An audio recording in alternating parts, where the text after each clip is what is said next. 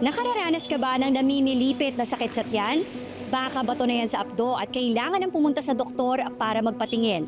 Dito sa Pililla Rizal, nakilala namin ang isang public school teacher na nakuhanan ng 50 bato sa abdo. Ito si Carlo Brian Vidanes, 40 years old, isang science teacher. Ang pinakamalaking batong nakuha sa kanyang abdo ay halos singlaki ng 25 sentimos na barya. Taong 2021 nang unang makaramdam si Carlo ng matinding sakit sa tiyan. Noong una, akala niya karaniwang pananakit lang at napaghinalaan pang appendicitis. Sa ultrasound, nakitang may 2 bato siya sa abdo. Dahil pandemya noon at hindi naman madalas sumakit ang tiyan, pinili muna niyang idaan sa gamot. Halos 4 na taon ang lumipas na hindi siya inaatake pero noong 2025, bumalik ang namimilipit na sakit at kalaunan, halos naging buwan-buwan na ito.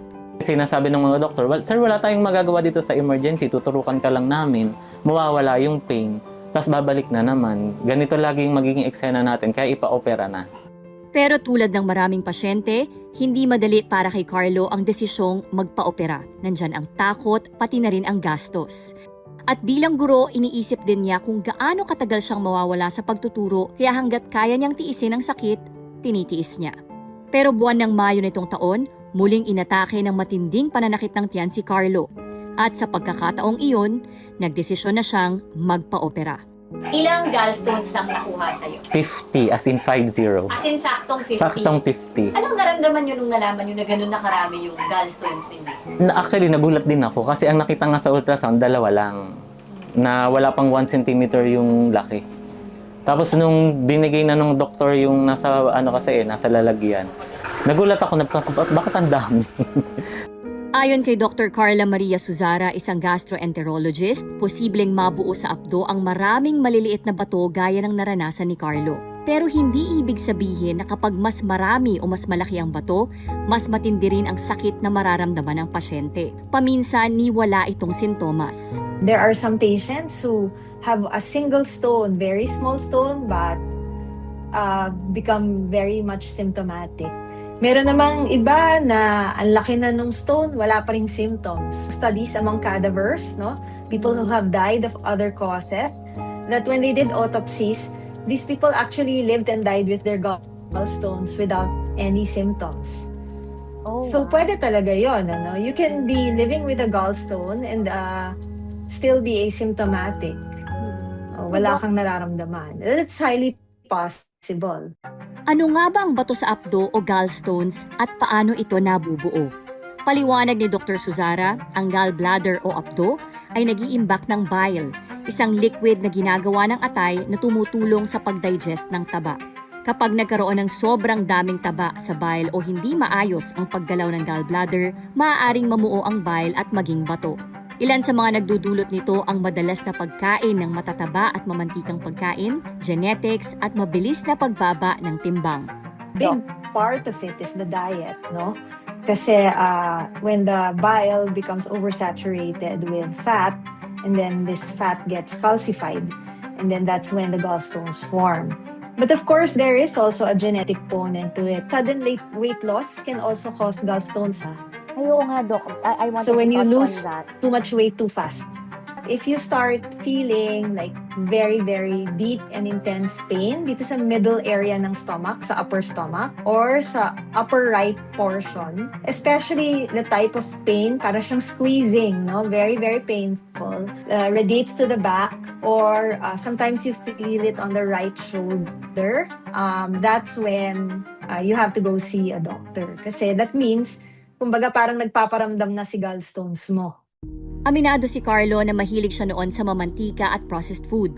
Tingin din niya, nakadagdag sa kanyang risk sa bato ang mabilis na pagbaba ng kanyang timbang noong lockdown dahil sa pag-ehersisyo at intermittent fasting.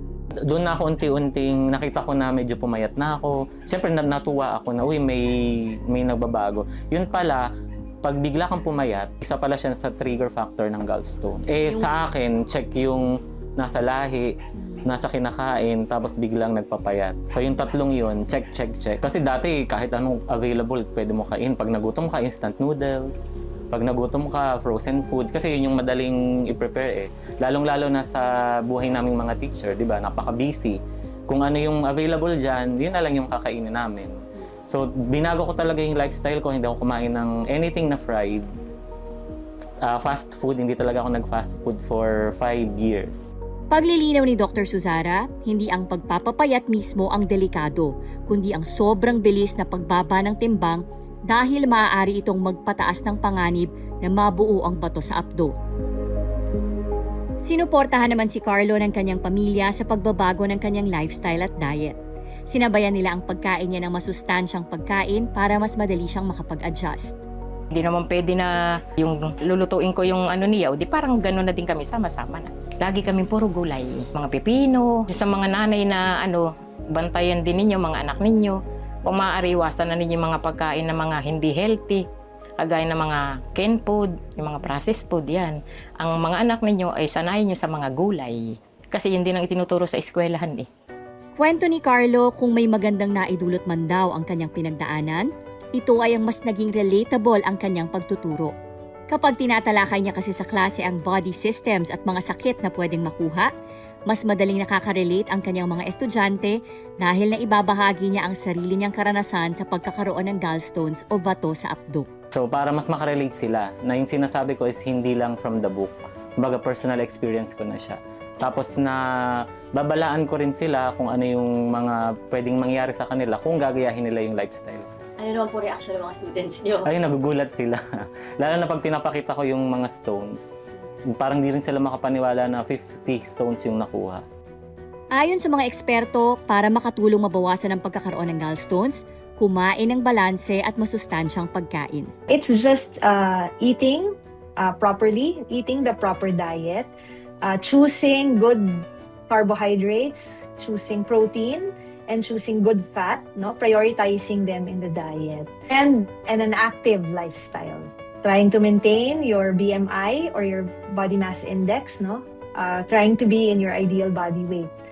Para naman sa mga nakitaan ng bato sa apdo, hindi ito nangangahulugang hindi na sila maaaring mamuhay ng normal. Ayon kay Dr. Suzara, kapag kailangang operahan, buong gallbladder o apdo ang tinatanggal kasama ng mga bato. Pero dahil taga-imbak lang ito ng bile, kayang mag-adjust ng katawan kahit wala na ang gallbladder.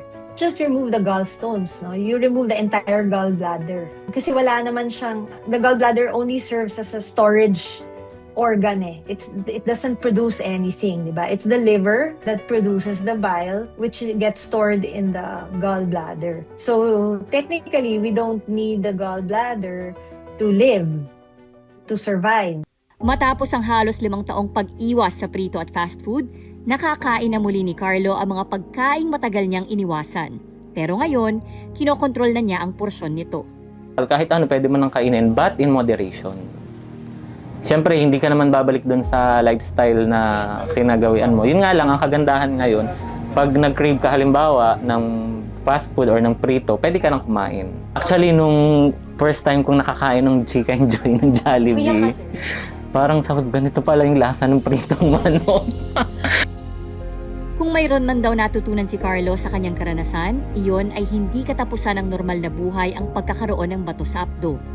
Pero ang paulit-ulit at matinding sakit, hindi dapat tinitiis o pinagpapaliban ang pagpapatingin para hindi na mauwi sa ibang komplikasyon. Naramdaman kayo na something sa katawan nyo, huwag nyo nang ipagpaliban. Magpa-check up agad kayo. Then, kung ano yung nirequest ng doktor na mga laboratory para ma-diagnose kayo ng proper, sundin na lang kung ano yung best option para hindi ma-compromise yung health natin. Madalas hindi natin naiiwasan ang paboritong mamantikang pagkain at processed foods. Kaya paalala ng mga eksperto, pwede naman daw itong kainin. Basta minsan-minsan lang at tamang porsyon lamang para makaiwas sa iba't ibang uri ng sakit. Ako si Stephanie Ongkiko para sa Nation on the Move.